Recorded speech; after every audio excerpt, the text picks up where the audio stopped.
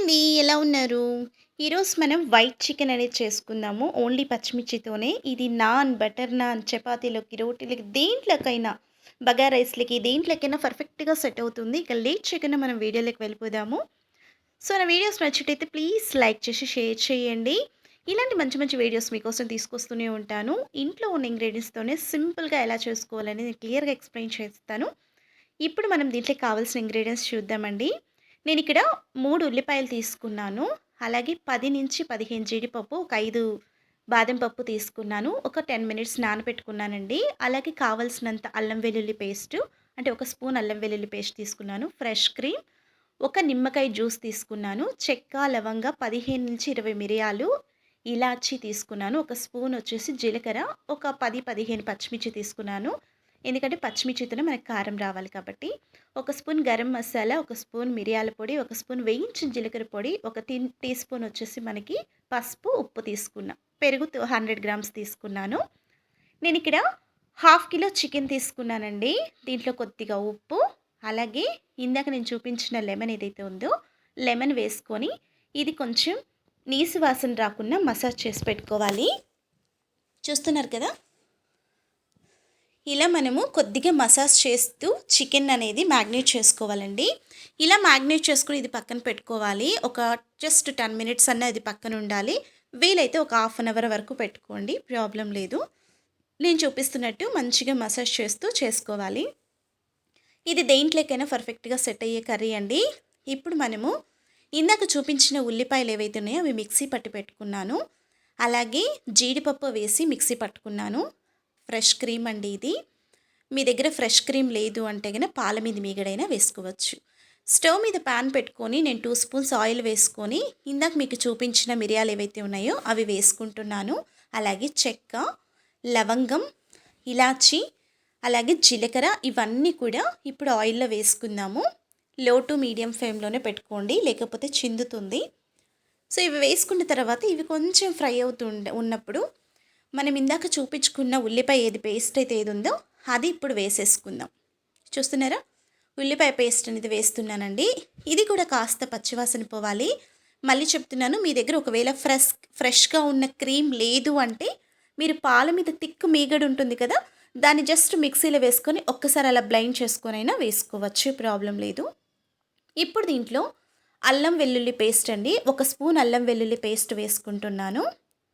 ఇది కూడా మనకి బాగా పచ్చివాసన పోయేదాకా ఫ్రై చేసుకోవాలి. దీంట్లోకి కారం అస్సలు వాడమండి. పచ్చిమిర్చితోనే మనకు కారం రావాలి. మీరెంత కారం తినగలుగుతారో అంత చూసుకొని పచ్చిమిర్చి వేసుకోండి. నేను కచ్చా పచ్చగా పచ్చిమిర్చి దంచుకొని వేసుకుంటున్నాను. దీన్ని మిరియాల పొడి అలాగే పచ్చిమిర్చితోనే మనకు కారం రావాలి కాబట్టి చూసుకొని వేసుకోండి. ఇప్పుడు నేను చికెన్ వేసుకుంటున్నానండి. చూస్తున్నారు కదా! ఇక్కడ నేను చికెన్ వేసుకుంటున్నాను. ఇది హాఫ్ కిలో అని చెప్పేదానికన్నా తీన్ పావ్ అంటారు కదా! 1 కిలోకి పావు కిలో తక్కువ అంతుందని చెప్పచ్చు చికెన్ అనేది. ఇదంతా కూడా మనం బాగా ఫ్రై చేసుకోవాలి. ఈలోపు మనం పెరుగులో వేయించిన జీలకర్ర పొడి కొద్దిగా వేసుకోవాలి. 1 టీ స్పూన్ వేయించిన జీలకర్ర పొడి, అలాగే మిరియాల పొడి, 1 టీ స్పూన్ మిరియాల పొడి కూడా వేసుకొని ఇది బాగా మనము స్పూన్ తోటి క్లియర్‌గా కలుపుకోవాలండి. ఇక్కడ చూస్తున్నారు కదా! ఇలా కలిపి పక్కన పెట్టుకోవాలి. ఇలా కలిపి పక్కన పెట్టుకున్న తర్వాత ఇందాక మనం చికెన్ పెట్టాం కదా! అది చూద్దాం. చూసారు కదా! ఆయిల్ అంతా పైకి తేలిపోతూ మంచిగా ఫ్రై అయింది. ముక్క అనేది మ్యాక్సిమం ఇక్కడే ఫ్రై అయిపోతుంది మనకి. ఎక్కువ వాటర్ కూడా పట్టవు. ఇప్పుడు నేను ఇక్కడ ఉప్పు వేసుకుంటున్నాను. కావాల్సినంత ఉప్పు. ఇందాక మనం చికెన్ మ్యాగ్నేట్ చేసినప్పుడు ఉప్పు వేసుకున్నాం కదా! కొద్దిగా చూసుకొని వేసుకోండి. ఇప్పుడు నేను పెరుగు వేసుకుంటున్నానండి. ఇందాక మీకు చూపించిన పెరుగు వేసుకుంటున్నాను. పెరుగు వేసుకొని ఈ పెరుగు కూడా మనకి మంచిగా మసాలా పట్టేదాకా ఫ్రై చేసుకోవాలి. చూస్తున్నారా? ఇలా మనం మీడియం ఫ్లేమ్‌లో పెట్టుకొని చేసుకోవడం వల్ల ముక్క జ్యూసీగా ఉడుకుతుంది. చూసారా? ఇప్పుడు దీంట్లోకి మనం ఒక 4-5 పచ్చిమిర్చి వేసుకుందాం.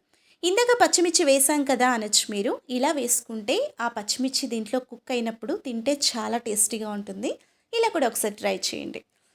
ఇప్పుడు దీంట్లోకి మనము జీడిపప్పు అవి వేసుకొని మిక్సీ పట్టుకున్నాం కదా!